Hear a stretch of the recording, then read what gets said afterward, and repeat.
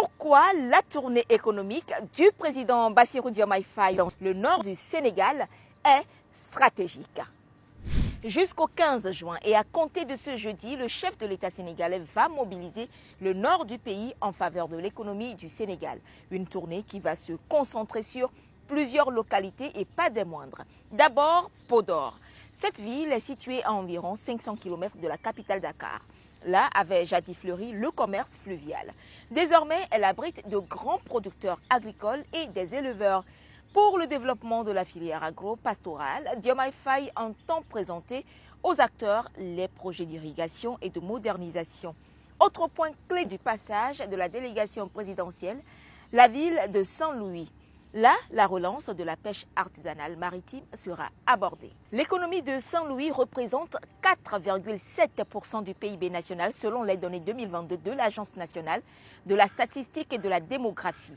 En matière de pêche artisanale, Saint-Louis est classé deuxième après Thiès. L'escale du président à Saint-Louis est d'autant plus stratégique alors même que les accords de pêche entre le Sénégal et l'Union européenne ont pris fin en novembre 2024. Les accords signés en 2019 et renouvelés à plusieurs reprises autorisaient des navires de pays européens à pêcher dans les eaux sénégalaises 10 000 tonnes de thon par an, permettant ainsi l'exportation des produits halieutiques sénégalais. Sur la période 2019-2024, le Sénégal, selon la ministre de la Pêche, n'a reçu qu'un montant global de 9,9 millions d'euros, soit 6,5 milliards de francs CFA sur les 10 milliards de francs prévus. Une somme jugée désavantageuse pour le pays qui a décidé de reprendre en main le développement de cette filière et de se doter d'une véritable industrie de pêche. En ce sens, le président Diomaye Faye va rencontrer les entrepreneurs locaux.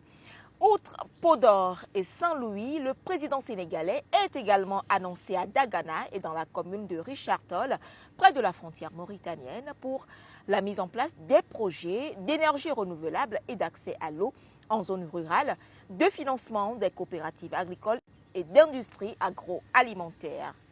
Les autorités parlent aussi d'un plan d'urgence pour les éleveurs dont les bétails ont été touchés par les sécheresses récurrentes. Le président Diomaye Faye entend ainsi mobiliser les ressources locales en faveur des opportunités de l'agenda de transformation nationale à l'horizon 2050.